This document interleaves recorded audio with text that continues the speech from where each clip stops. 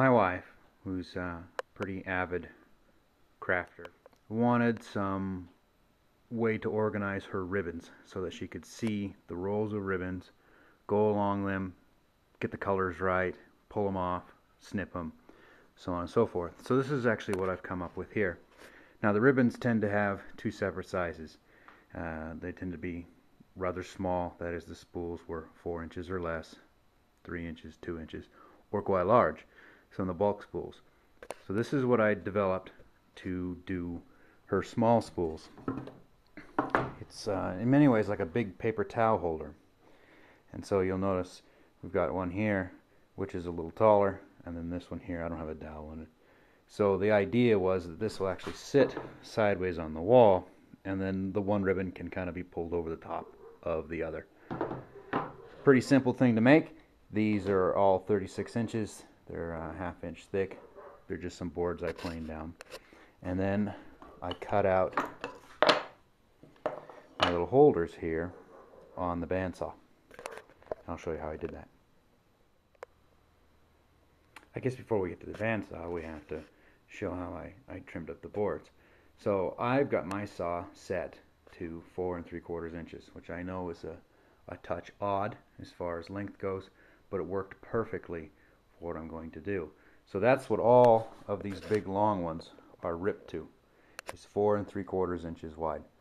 And then I used the off-cut scraps to make these. So all of these, and they were made a pair at a time, were also cut 4 3/4 inches. And I'll show you how I do that. I'll just rip up some scrap here and then show you how I cut it out. So I just cut this out of MDF. It's just a scrap I had lying around. I would not use this. Use real wood because this will just split, as will plywood when you try to drive the screws in it. But to show you what I did, this will work fine. So it's 4 3/4 by 6, and that worked out perfectly. And what I do is I start with the fresh side there and the lid from a yogurt container. And I typically save a few examples of things like this because they're just my circle stocks. That's how I use to make circles. And you'll notice I got a hole punched in the very center. So what I'll do is I'll trace around this and mark the center. Then I move it to the other far corner, trace around it, and mark the center again. So let me do that. So there the two of them are. And you'll notice this is why I picked the 4 3/4, and it's why I picked 6 inches long, because the pair of them together fit kitty corner just perfectly. If you went with 5 inches wide, then your boards would have to be slightly narrower. You just figured out. It really doesn't matter all that much, to be completely honest. They don't even have to be these curved shapes. You know, they could just be straight. I thought my wife would like this, and this allows my hole to be off center, thus spreading my two of them a little farther without making my boards wider. So anyways, next you need to draw a line that just touches the outside edge of this and goes straight in. And there the two of them sit. Simple as that. So this one is sitting just like that, and that one is like that. I used the bandsaw to cut these out. If you don't have a bandsaw, you can use a jigsaw. If you don't have either, you could just do wooden strips and make these boards slightly wider, and they would also work just fine. Since this is just junk scrap, I'm going to skip the part where I actually cut them because, you know, I'm not actually using that. But once you have your things cut out, you'll notice you get 2 from each. So that's 6, 12, 18 inches. For each one of these 36-inch runs, you need 18 additional inches of your same width material, just so when you're buying lumber. Once you have these two, you've got to shorten the one if you want the staggered look like I have. So that is also very, very simple to do. So here you can see the staggered one. And all I've done is cut 1.5 inches off.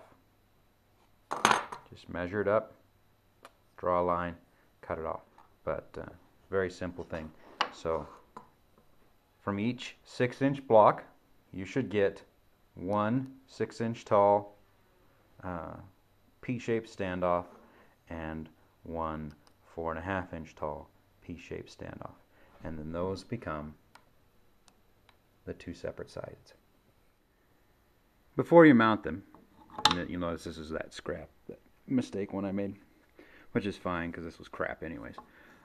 Before you mount them, you got to remember to put the hole through. It's much easier to do it before than after, and I just do it on the little drill press here. It could be done with a hand drill. And this is a 25/64 drill, which is one step above 3/8, and that is simply because I chose to use a 3/8 dowel. So you can see I've started here. If you try to freehand drill, you'll be disappointed. It just doesn't work very well.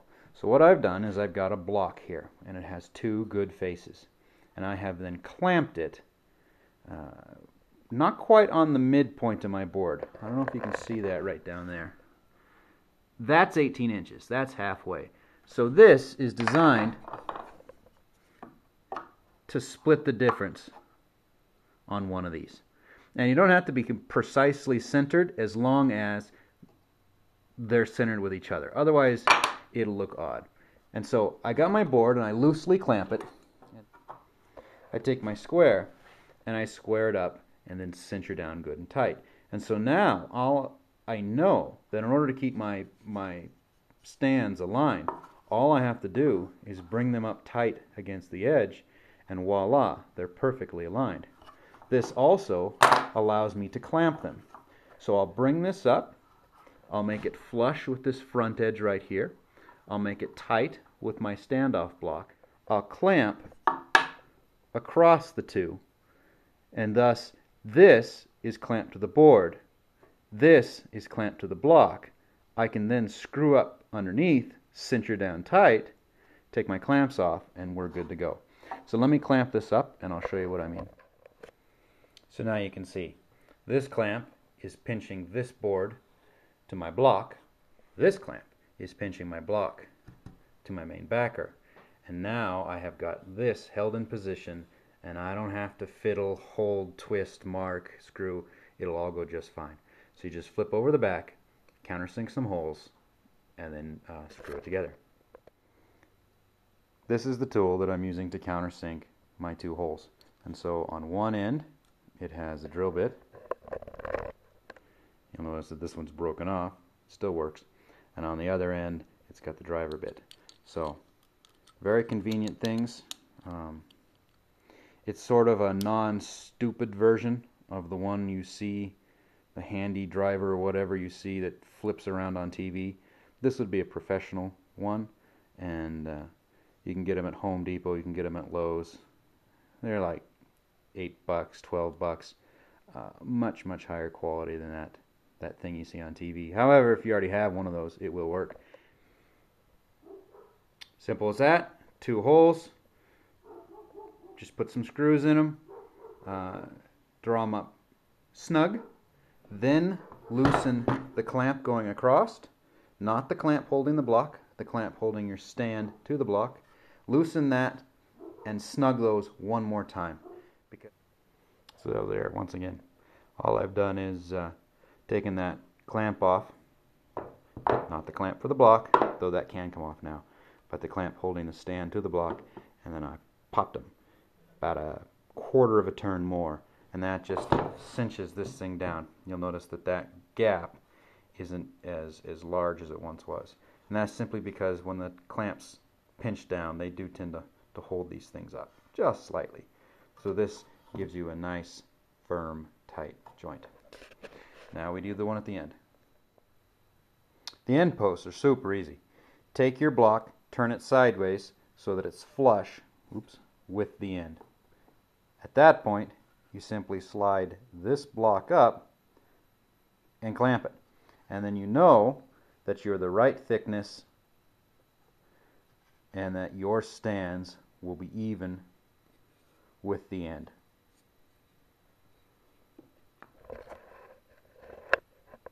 Simple as that. There it is.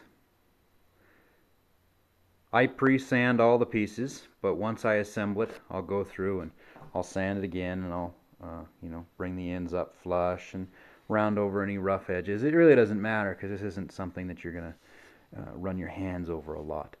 You could leave it completely unfinished. You could paint them. You could stain them. You could do really whatever you wanted to. The finish I'm doing is super simple. It's just brushing on poly where I see any spots that are inordinately dry. I maybe hit it again, like right there, for instance. Just let the wood soak it up. I'm not after beauty, just existence here. And then I will give it a moment and wipe it all off with a rag. I recommend using rubber gloves, not because poly is particularly bad for you, just because it's easier than cleaning it off your hands. And the hum you hear is my air purifier, my homemade air purifier running, because it's cold and breezy outside, so I don't open the windows. I'll blow sawdust all over everything and whatnot. So it's just polyurethane. If you get water-based polyurethane, you could darn near bathe in it. So don't do that, by the way. But it's not like it's a big killer. You'll be fine. Are you helping me? No, please. Getting the ribbon on is really very easy. You slide this back, then you just load it.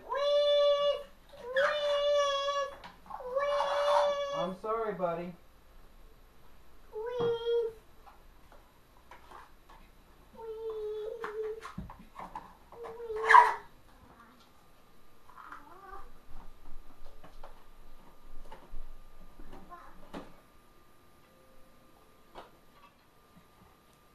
One that'll fill the gap I need.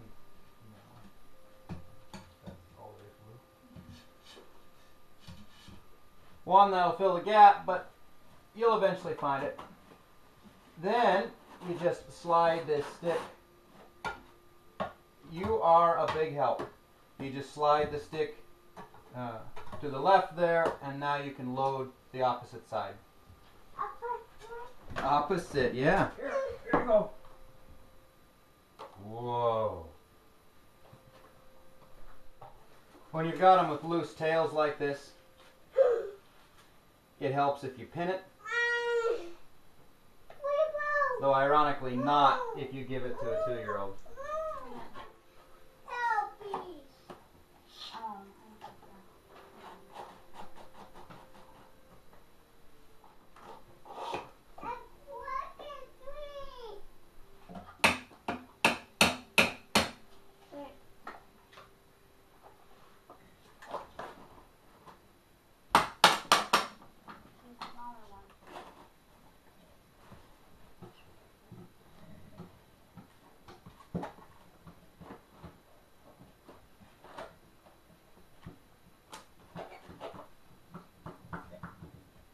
So there you go. We just gotta finish on down. Well, there they all are. Much to my surprise, it didn't hold everything, but I got a lot of them. There's still room for one more down there at the bottom, and we'll have to put a blocker along this edge here. Otherwise, the little one is going to unravel them all, which, while very, very cute, would probably take some time to fix. Cute? Did you hear your name? Can you say bye-bye? What do you think?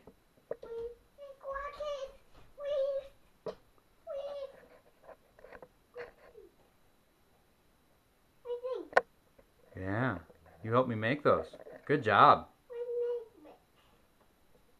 Good job. Yep, I'm going to have to block those from you. Okay, buddy. Bye-bye.